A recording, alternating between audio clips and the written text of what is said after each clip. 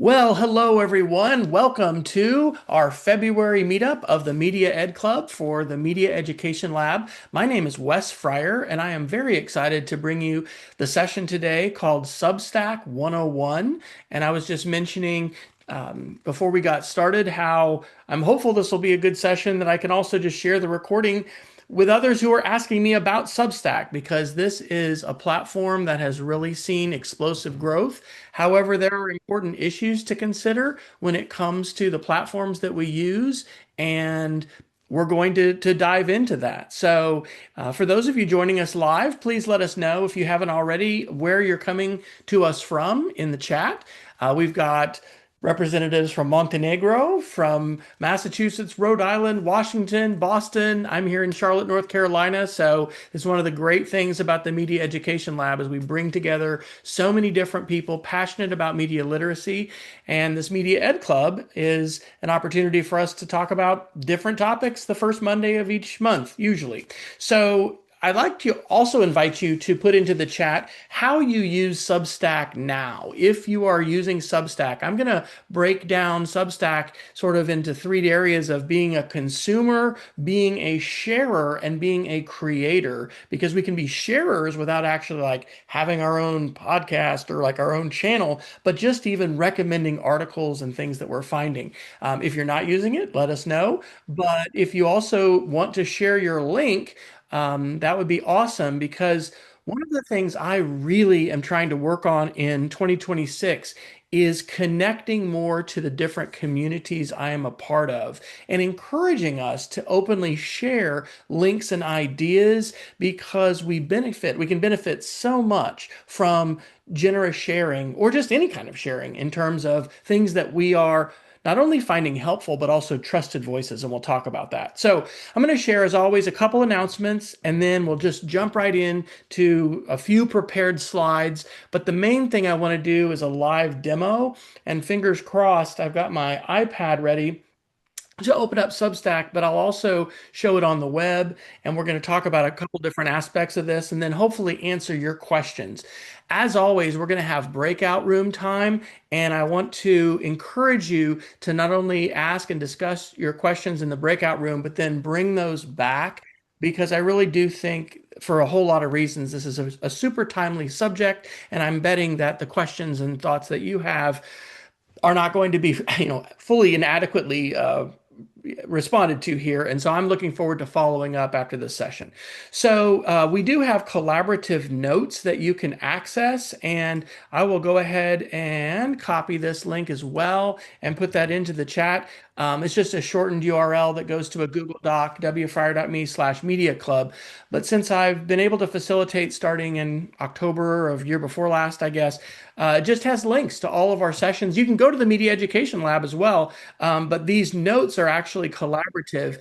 People usually don't take me up on this, but I usually go ahead and change this as I have, so that anybody can edit. And if you want to add to the notes for today, these are the recommended article links. Of course, again, these are on the Media Education Lab website. So when you navigate to the website, you can go down to programs and find our club.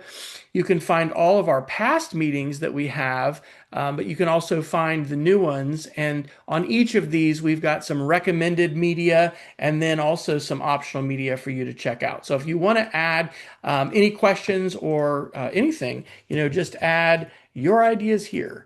And then I'll change that from edit after the webinar is over to be back to just view only. So the next thing I want to announce is just to also encourage you to use this Google form to share where you're sharing. And I won't put it on this time, but I'm working on different portals, sometimes with AI and vibe coding, that can allow us to view the things that we're sharing in different places. And there are big differences in sharing on a platform like Facebook or LinkedIn that prohibits what would be called web scraping or grabbing an open feed. But then sharing on something like Blue Sky or Mastodon or even YouTube, which creates a feed. And so if you are sharing somewhere and you want others to connect with you, you can fill out that form. Coming up later this week on February 5th, we're going to have part two of the session, New Models for Academic Peer Review.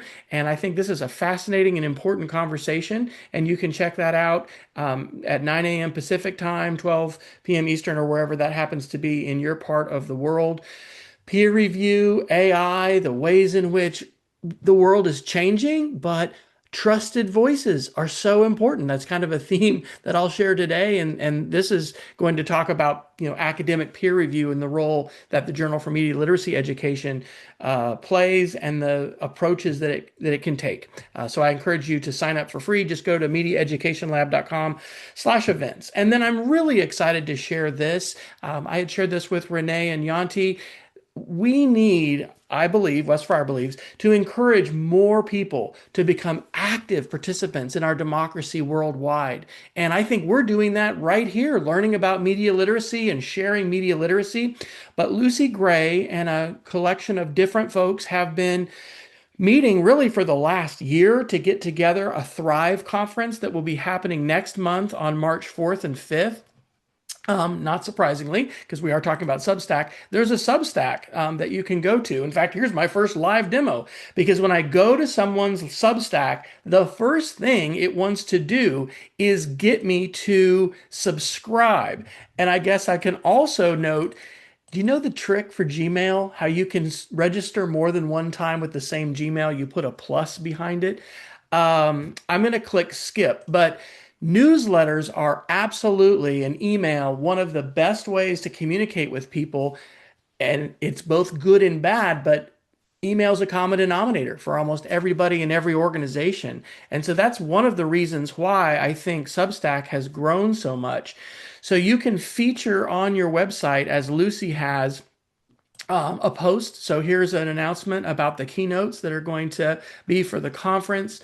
You can also just kind of decide on the layout of how you want your posts to be. But then this is super cool. You can recommend your own trusted voices. Who do you follow and really recommend? And so Lucy, for this Thrive Substack, actually has 17, but the top ones here, and if you don't know Austin Kleon, he is such a creative guy. I got to hear him a number of years ago in Austin at the iPad Palooza. You can find these folks. And so in terms of finding people who share our interests, oh, look, she's recommending me. That's cool. It's just really, really powerful. And I have created some different Substacks to kind of separate myself a little bit in terms of like my political interests and advocacy versus media literacy. There is overlap. But anyway, I want to encourage you to check out Thrive, and the call for proposals is open for a couple more weeks. I'm going to try and share a presentation, and I'd love for folks in our community to get involved, because democracy and representative democracy, human rights, including self-determination, these are important things that a lot of us are passionate about. Let's talk about Substack. So when we think about Substack, there's a lot of different reasons to use it. And I'm going to break this down today into sort of being a consumer and because I can't just say reading, because you can listen to Substack posts with an automatic audio button. I just did that this morning for a post I just wanted to listen to. People can post their own audio and video. If you choose to podcast, it can distribute it out to other platforms, and it can also automatically create an audio version of your video. The number one podcasting platform today is YouTube, and I'll show or share with you a couple organizations I helped in the last semester get a podcast created, but these were the two platforms I chose, Substack and YouTube. But we can also share, just like I was pointing out with Lucy with Thrive, she's sharing different sources, different trusted channels, and we can create. But we got to talk about ethics, and maybe we should have even started with that. I kind of did mention it, but in fact, I'll say it. I'll say it right now.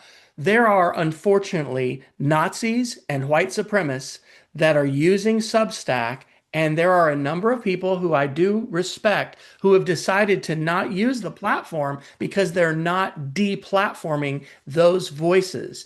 And I firmly believe that the advocacy to have moral and ethical content moderation is essential.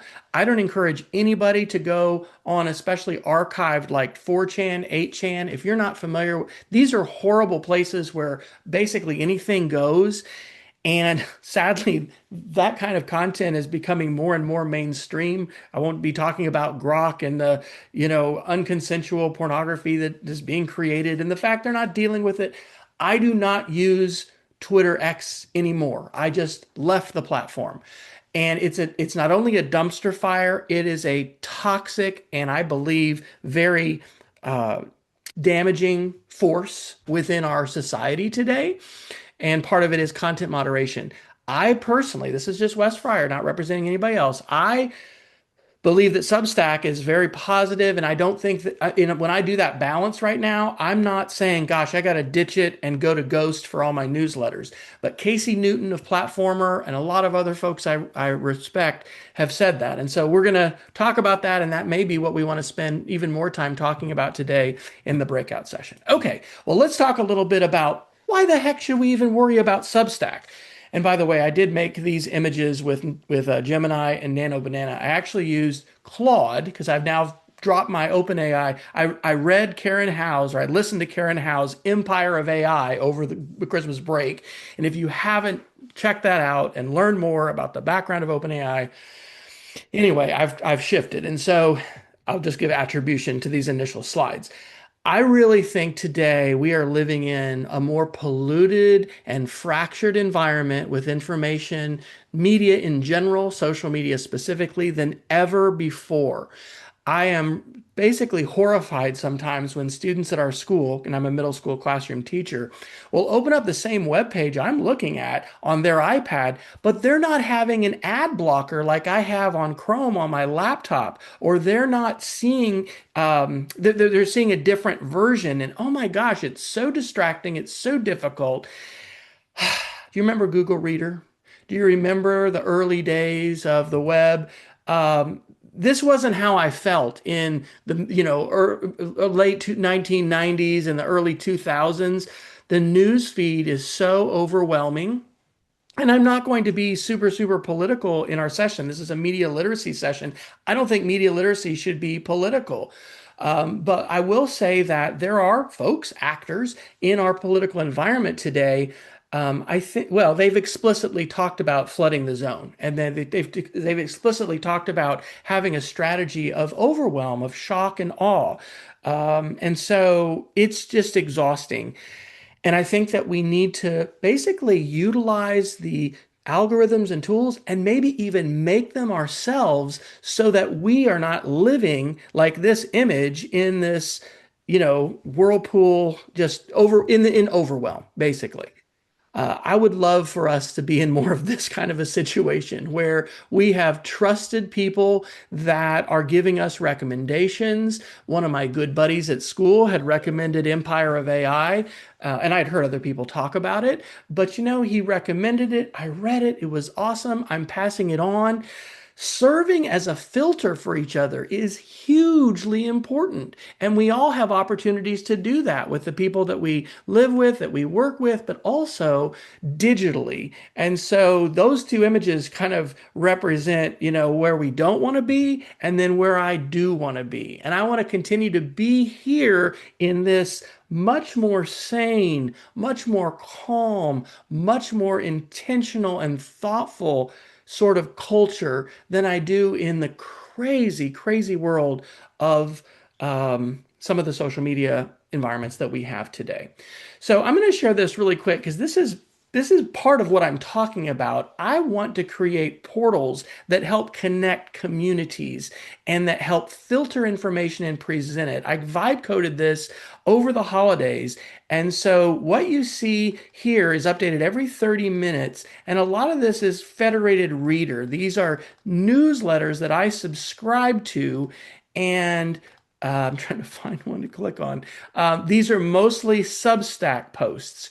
And so, goodness gracious, these are things that I'm actually subscribing to.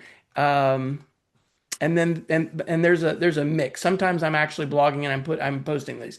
Here's one that I posted on my Substack talking about actions that we could take during Black History Month. Okay, and anyway, so this is a subscription that I have to Kasim Rashid, and his Substack is called Let's Address This. Again, if you go to his Substack, it's immediately going to ask you to subscribe, and you can check it out.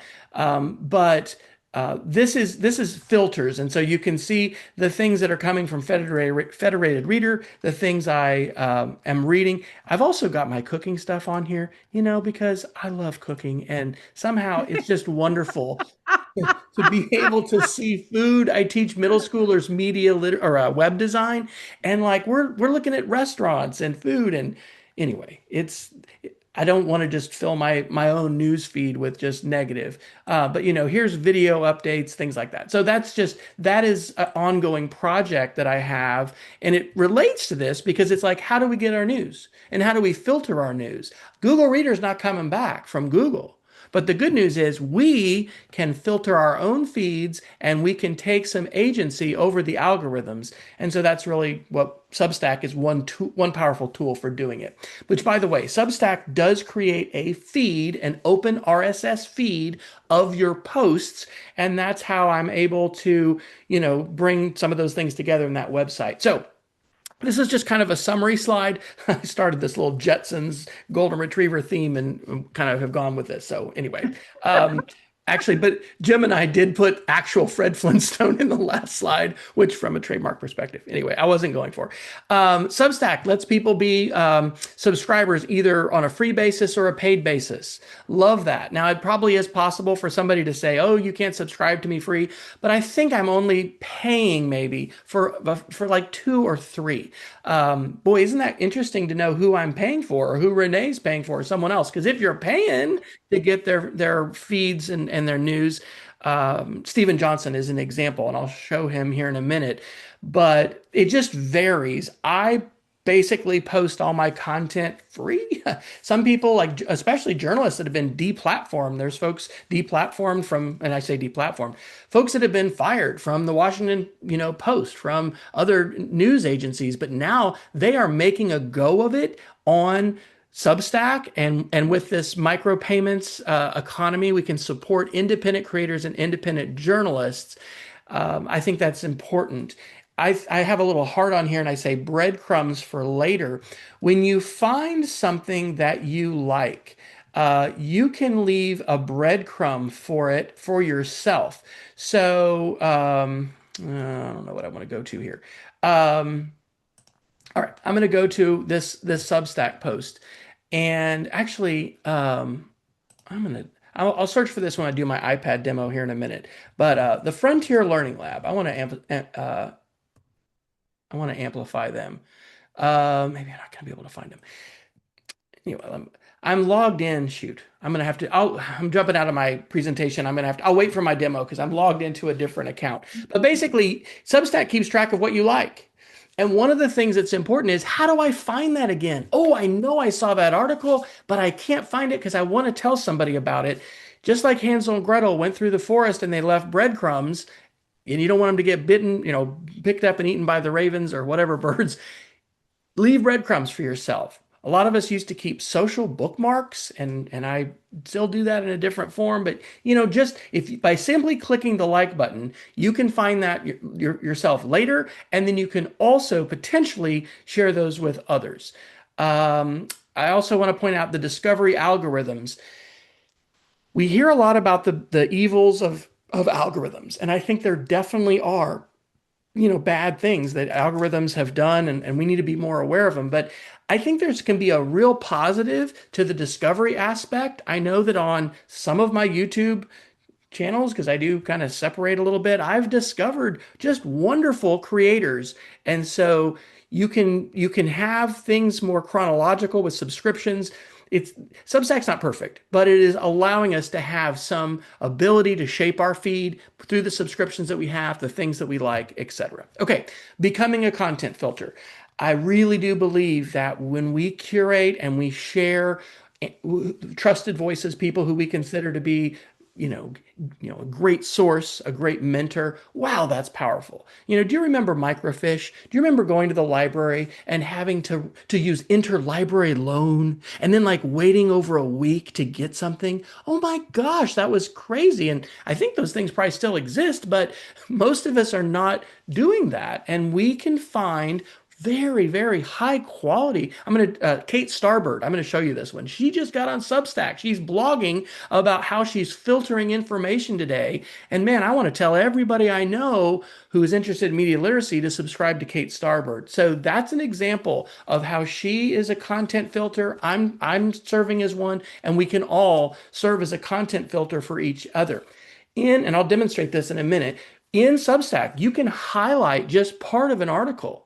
And then you can either amplify that, called restacking, which is sort of like in Twitter, we would retweet, or you can add your own comment.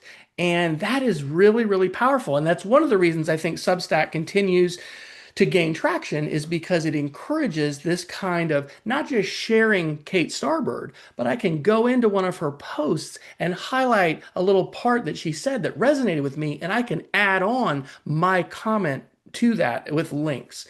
Trusted voices are really important, and I really think these network effects are powerful as we continue to share the trusted voices that we listen to. Basically, we can reclaim our news feeds. I don't know if I'll get to do a TEDx talk about this, but this is my next one I'd love to do. Let's reclaim our news feed instead of just being sheep, where other folks, and sometimes these are tech billionaires and others, are shaping all these feeds. Let's be very intentional and proactive in saying these are trusted voices I'd like to have. So the third aspect of Substack that I will talk about, and I will give you some demos, involves launching your voice, meaning using Substack not just as your own digital newspaper or your place to share other people's thoughts, but somewhere like a blog that you say, hey, I am going to post articles. This is what Kate Starbird has just started to do, and she chose Substack to do it. So you can publish text, as I already showed you there a minute ago, and I'll show you in the iPad app here in a second. There's nice layout choices. You don't have to be a graphic. Of course, there's no coding involved, but even with a real, we all have got some knowledge about design and what a good website would look like. You can make design choices about how you want to present your information. Thumbnails are really important because that highlights what your post is about and creates visibility. And we live in this attention economy, so that's important, and Substack supports that. But I would recommend, if, for instance, you want a podcast, I would not ignore YouTube at all, because YouTube's the #1 platform for podcasting.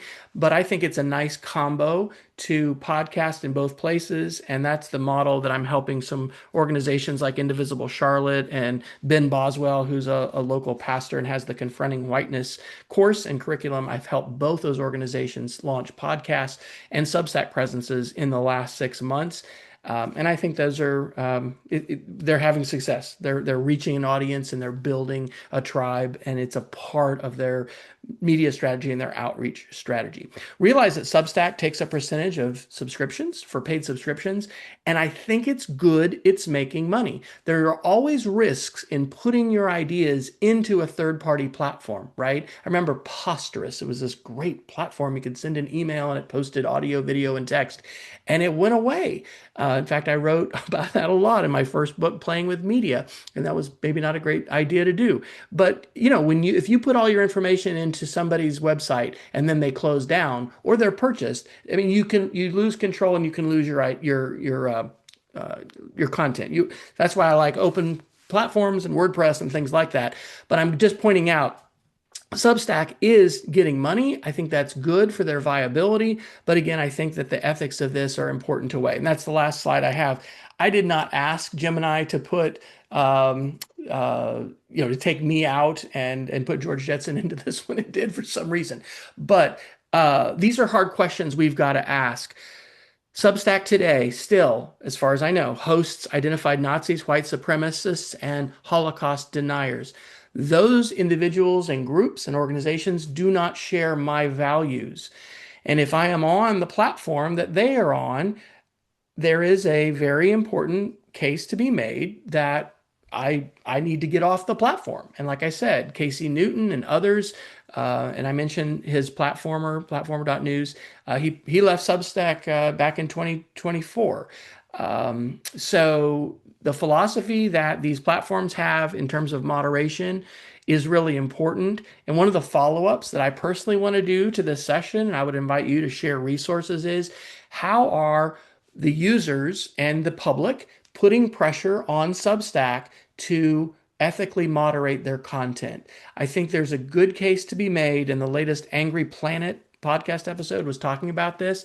Like, why are there so many Nazis that have such a loud platform today? Why are white supremacists, so loud? Well, one of them is because they're not just on these dark spots of the internet like 4chan and whatever. Like, they're on mainstream platforms, and Twitter X is now almost a free-for-all, and there's reasons for that. So I think we have a responsibility to be informed about where we share and also where we consume content, and we got to weigh these trade-offs and then make a decision.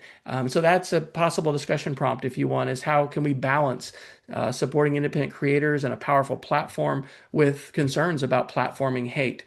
So what I'd like to do now is go ahead and share my iPad screen. I'm going to do this for just a few minutes, and then I'm going to open up our breakout rooms, depending on how many folks we have. We have a small group. We maybe will just do two breakout rooms. And can you all see my iPad? Are you all able to see my Substack app? Yep. Okay, yay. Looks good. All right. Hey, look at this. How cool. Renee Hobbs has shared 6 minutes ago the slideshow to my presentation here. And I'm going to click like here, and I can comment on this, and I can say, thanks, Renee. Now, this is going to be on Renee's, like her own post. So she's going to see this. But if it wasn't, I can put a little @ sign, and just like you would tag somebody, I'm going to spell this right. Just Oh. like I could tag somebody, you can tag people as well, and that way it'll show up in their notifications. Okay, there it is. All right. So again, I don't necessarily need to do that here because Renee's going to see it. It's in her feed. But if I, for instance, was going to, post on something else, that would be a way of drawing her attention to it. All right. Now, what we're looking at this moment is my feed. This is an algorithmically generated feed based upon the subscriptions that I have, and then things other people in my feed, like I like Katie Couric, and she's recommended Senator Mark Kelly. And so, that's why this is showing up right here. It's also recommending people to follow. Okay. I do want to follow Cory Doctorow. Let me point out, by the way, we need to check these folks out. Is this the actual Cory Doctorow? All right. He has over 2,000 subscribers. Hopefully it is, but we do have people masquerading as others. And the fact that Oh. that Cory Doctorow does not have a image at all, it is followed Yeah. by Dan Rizak. And 2,500 is too small. Cory Doctorow would I have a think it lot is. more followers than Yeah, him. in fact, let's do this right now. Let's search for this. I'm going to click search. I'm going to put,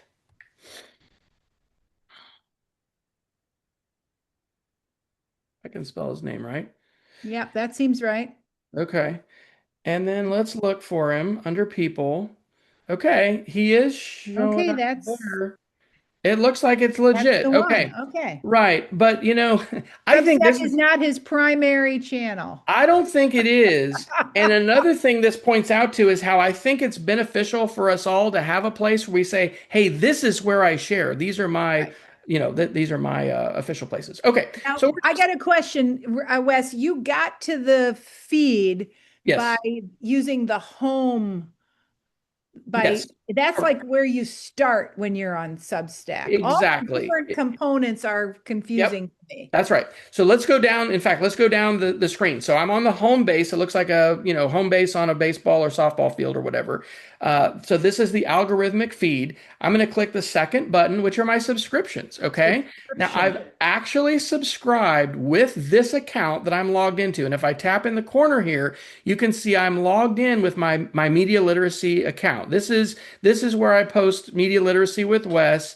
And this is my main media literacy Substack. So I have subscribed here.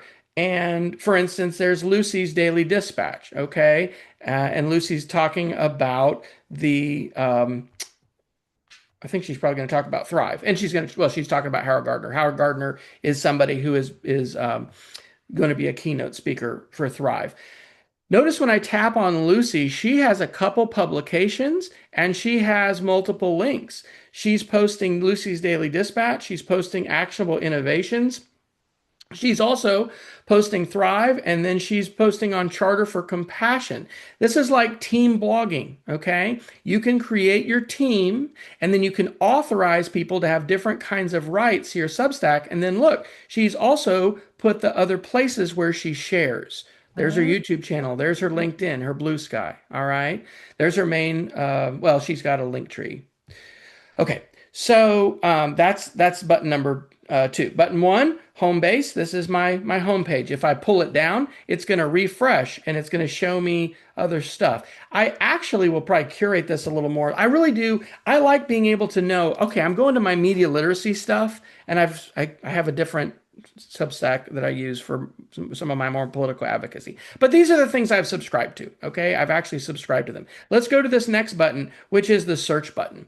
I'm going to search for the Frontier Learning Lab because it's something I think everybody should know about. And it is my friend Jason Neiffer, he's the co founder. The Montana legislature gave let me make sure I say it right, the Montana Digital Academy a few $1 million to create this Frontier Learning Lab. And they have chosen Substack as their primary platform to share. And so here's a post that Jason just shared a couple days ago called Drowning in Slop, Media Literacy in an Era of Infinite AI Hallucinations, Part 1. And so this is an article that leads with a graphic. I can scroll down here if I wanted to. I could click on Jason Neiffer and see some information about him. Again, he has an opportunity to share links about himself. I don't know why those aren't popping up. Um, and so I've already liked this. You can see that there's a heart to this. And I'm going to just, I'm just going to amplify this article by highlighting this paragraph. So I'm going to highlight this on my iPad. I can do the same thing on my laptop or my phone. I'm going to choose to restack the quote. And then I'm going to say that, AI slop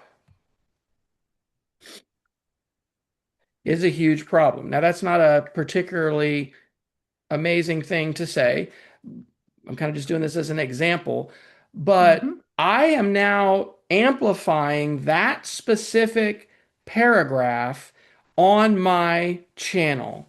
And so when I click up here on the corner and I view my profile, you can see that is the first thing that shows up. All right. And that is that AI slop is a huge problem. And there's the quotation. And anybody who wants to can tap on that and go right to that part of the article. And I'm amplifying Jason. Okay. Let me show you another example. I mentioned Kate Starbird, and both of these are just fantastic resources to follow. And I don't think I learned about this, like, if I can spell right. Sorry. This is embarrassing. Watch. Wes. When Yes. I'm highlighting, I'm at Jason Neffler's, I'm reading his media literacy thing. When I click on a piece that I want to highlight, it's asking me do I want to restack or share? You want What's to the you want difference to between restack versus yep. share? Yep. Yeah, let me amplify that here with Kate. So here's her post about making sense of Minnesota anticipating Springfield. Um, I'm gonna again, I'll highlight her first paragraph here. If you choose share, this is gonna bring up basically to say what kind of app, where do you want to share this out Oh, to to? another To place another place. Now, outside of Substack. honestly, I think some of us should collaborate on some research about this. This is like transmediation. We would be changing the modality of like the platform, right? I'd be taking something out of Substack, ooh, and I'm going to put this in LinkedIn or I'm going to put this in Facebook. And so you can Instagram. choose All right. another platform. And transmediation, I think of just like taking a media message and I'm going to share this as a video instead of a text post. But there's got to be a phrase for this where I'm like crossing, sort of like crossing the streams, okay? Taking it out of Substack.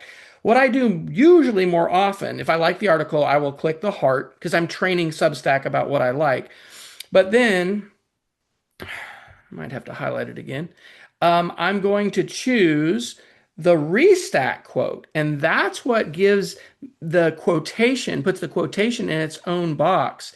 And I'm going to say follow again, and I'm going to she wouldn't. Well, I guess this is her.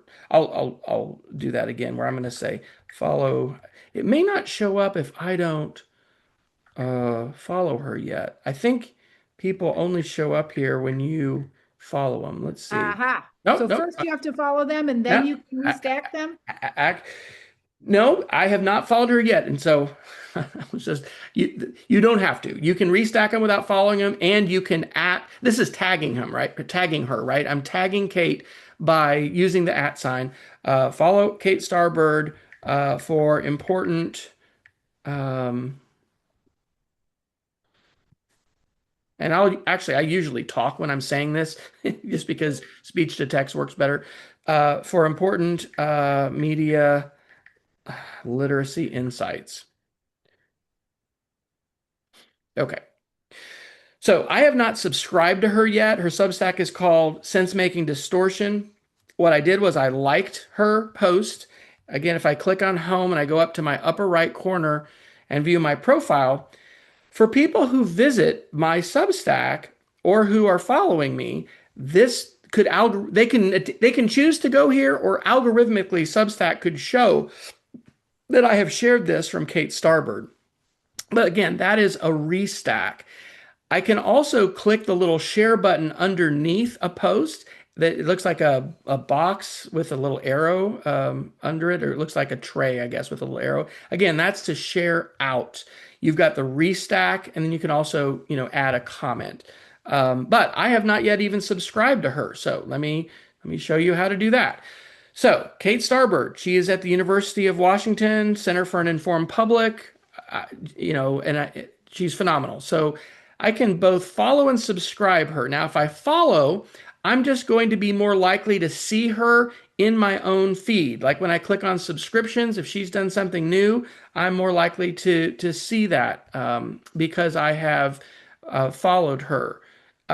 This is her publication, and you can then subscribe to different publications that she has. So this is her Sense Making Distortion. I'm going to subscribe, and this is where, okay, she didn't have choices, but if somebody lets you pay, when you click subscribe, that is how you would say, oh, I want to be a free subscriber or I want to pay. And I think she just hasn't updated this about page. This is a page that you can customize. Let me show you one more, and this is somebody that I do pay for. This is Stephen Johnson. He is one of my absolute, you can see I've searched for him before, absolutely favorite authors. He's written 14 books. He's done PBS specials. He's just a super innovation guy. You can see he's got 22,000 people that follow him. And his main Substack that he writes is called The Adjacent Possible. So Activity has a pinned post that shows his most recent post, which is called The Wetlands Interregnum. I don't know how to pronounce that. And he's made this one just open. We can read the entire thing. But there are going to be other posts that he's written that are for subscribers only. And so he's limited. And well, no, I guess that one is paid. See how there's a little icon that says paid on the top two? And then the third one, Introducing Planet of the Barbarians, doesn't have paid. So it's fully available. Let me point out, and I don't know that this audio is going to come over, but there is a play button in the upper right corner of my screen. I can tap that, and then I'm going to start listening. And I don't know that this is going to play because I didn't do to share audio. An audio voice and like an algorithm voice, I'm sure it's an AI voice, is going to read it. So that's something you don't have to pay for. You don't have to do anything extra. That just happens. So I've gone down the bottom. That was home. This is subscriptions. We've searched. Let me also point out that, okay, you can just explore in general what people are talking about. So like the Grammys, People are talking about that. But look at these are the topics I'm interested in. It knows it. I'm interested in artificial intelligence. I'm interested in digital media. I'm interested in programming. I'm interested in technology. So these are rising influencers and authors, creators. Sometimes the Substack team is sharing things themselves. And so these are folks that I may not be subscribed to. I know who Peter Diamandis is. I've watched talks and stuff like that he's done, but I'm not subscribed to him. So this is a way that you can discover other kinds of creators, just sort of using the algorithm. But what I think is even more valuable is, and I don't know, let's see if Kate Starbird has done this. Yes, she does. Look at this. Kate Starbird recommends these reads, okay? And I'm only subscribed to Mike Caulfield's The End of the Argument and Letters from an American by Heather Cox Richardson. I don't know about these other ones. What's Digital Investigations? Well, Kate Starbird is recommending it, and you can follow as many creators on Substack as you want, but then you choose who shows up in this reads. So like they're the main ones that you want to share. So I'm going to click on Digital Investigations and I can read a little bit. Oh, it's Craig Silverman. And so anyway, this is part of discovery, right? Being able to find out, oh, well, who are Kate Starbird's trusted voices? Well, if they're trusted voices for her, maybe there's something that I want. If you're not subscribed to Mike Caulfield, what have you been doing with yourself? You got to go subscribe to Mike. He's also at the University of Washington Center for an Informed Public. And so he is the one who has created that AI super prompt we talked about in November, and just a great thinker. And so he's somebody to subscribe to and to follow. All right, fourth button here. This is chat. I have not done this myself on my channels, but as an example, I guess let's do Katie Couric. So Katie Couric has chat, and I could enable notifications. I'm not going to do that. Ooh, but look, she has it for paid subscribers only. So if I was paying, I could see what the community of Katie Couric is talking about and discussing. Here's one that's not going to be hopefully political. Yeah, this is called Wonder Tools. And so Wonder Tools, if I can view the publication, is Jeremy Kaplan. He's the director of teaching and learning at CUNY's Newark Graduate School of Journalism.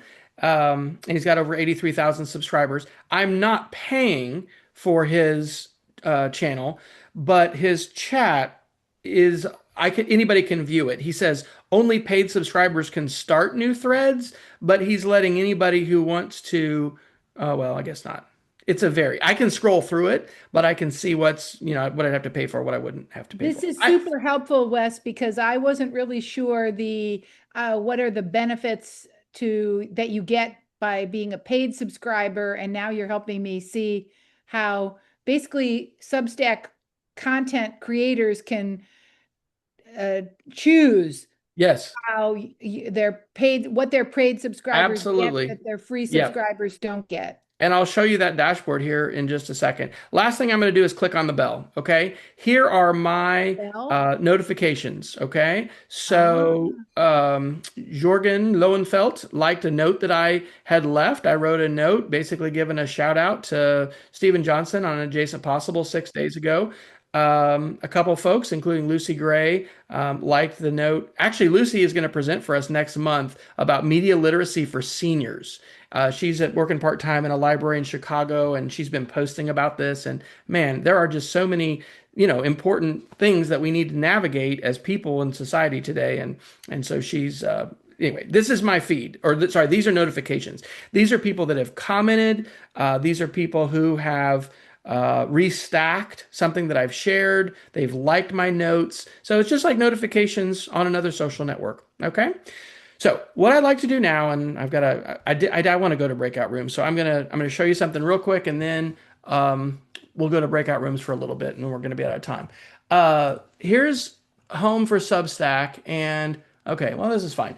I am logged in as Indivisible Charlotte. So I've helped our local branch of Indivisible, which is we are trying to support democracy in gerrymandering and basically get folks out to vote so we can have a better representative democracy. I've helped them set up their podcast. And so They have a Substack, and you can see here that this article was written by Galen Smith. It was written by Pat Rosa, and it's by Indivisible. And this is talking about the last podcast series from Common Cause North Carolina that is just a fantastic conversation. And it is a video, but because it's published on Substack, it also syndicates to Spotify and to Apple Podcasts and these other places. And the video is available here. It's also on YouTube, or you can go to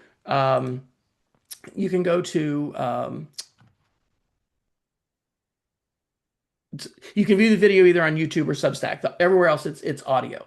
Let me show you the dashboard. Okay, this is a creator dashboard. So currently, for Indivisible, we have 139 subscribers. We've had over 4,000 views, and we could also specifically go to the podcast, and we can see how many downloads we've had. So there's been, 26 downloads. This is not including YouTube and other platforms. This is just here on Substack. But when you go into, and we don't have payments set up, okay? We've not set up payments at all. Everything that's published here is free.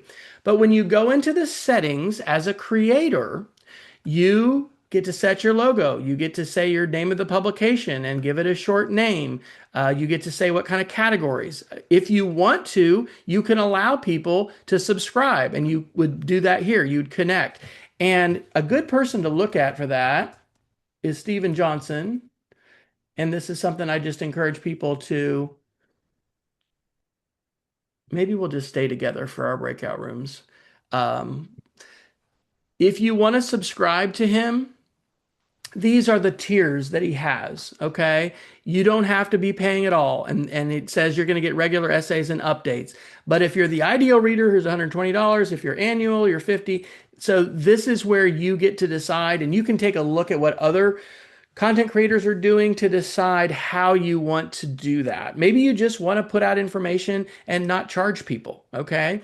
But, I love that Substack is allowing for folks that just want to share information to put information out there, but it also is allowing content creators, journalists, and others to make a living doing this, okay? So if you create your podcast, you're going to have the ability to share posts. And so you can create a new text post, video post, or audio post. You could also have a new note, a chat thread, or a new live video. Now, I'm not going to click on it because we're recording this and I don't want to reveal people's emails. But if I clicked on subscribers, one of the biggest things about Substack is that you're going to be able to actually see their information. And when you're doing something like Apple Podcasts or whatever, they don't let you know who's subscribing, and you can't directly, contact them. So I think I could probably go on, but I want to stop, and I want to give you time to ask questions. And I did promise breakout room. So here's what I'm going to do. I'm going to pause. We have about 10 minutes till the top of the hour. I'm going to pause, and I'm going to give you 10 minutes in breakout rooms, and then we'll come back. If you need to go at the top of the hour, usually I got to go teach, so I can't go any longer. But if you want to stay a little bit longer, what we'll do is recap a little bit. But I'm going to go ahead and pause the recording. I'm going to open up 2 breakout rooms. Please introduce yourself just real quickly, and then share what your questions are. Or you know what? Yeah, okay, I'm going to do that. All right, everyone. Well, welcome back from our breakout rooms. That was quick, but hopefully it was valuable. Would anyone like to share any reflections, either from your breakout room or just thoughts? Just we'll open it up.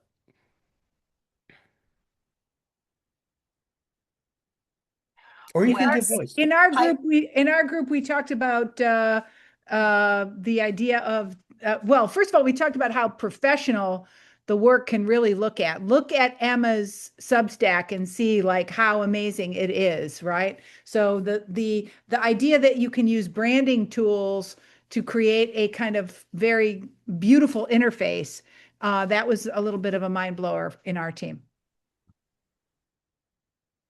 Lauren, go ahead. Wes, I had a question for you about how, because I've come up against this myself.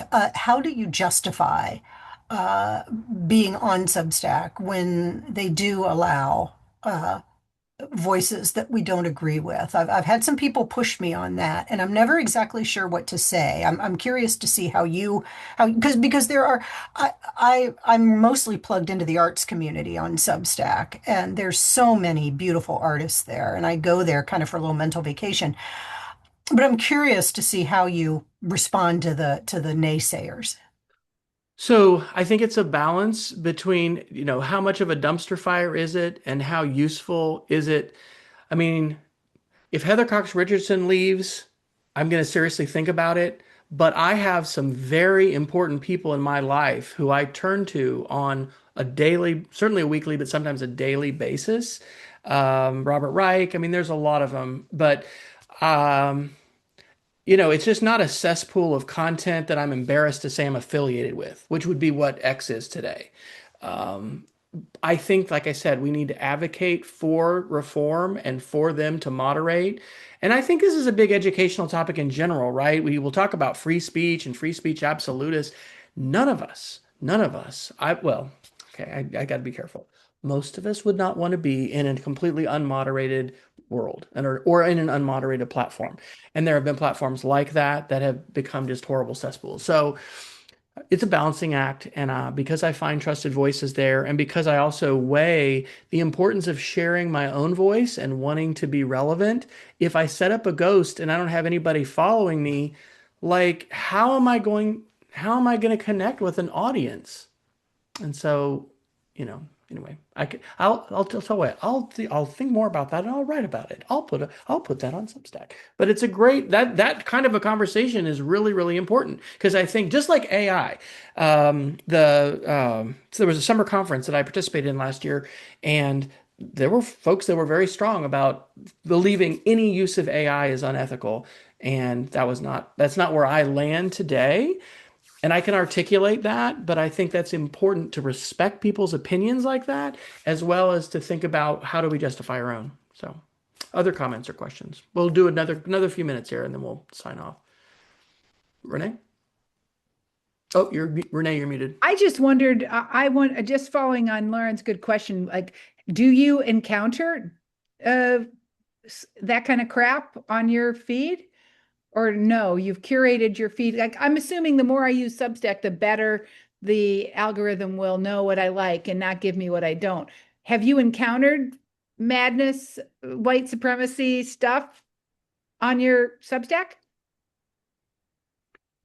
I have not. Lauren, I think she's wondering if you have. I have not. I have also not gone looking for it, and I don't know that they amplify it under the Explore tab, but it's there. And so I really do think it's important for us to push back against things like white supremacy and Nazism and Holocaust denial and those kinds of things. So while me individually deciding to leave Substack could make, would that make a dent in the universe? I don't know.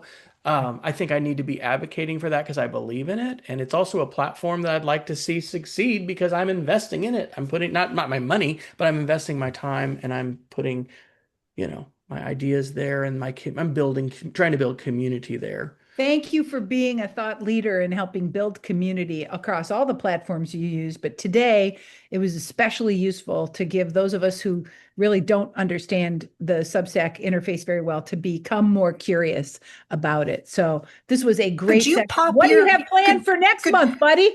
Wes, could you pop your email in the chat real quick? Because I have so many more questions and I know we're out of time. Absolutely. Absolutely. Well, maybe we'll even do something to follow up.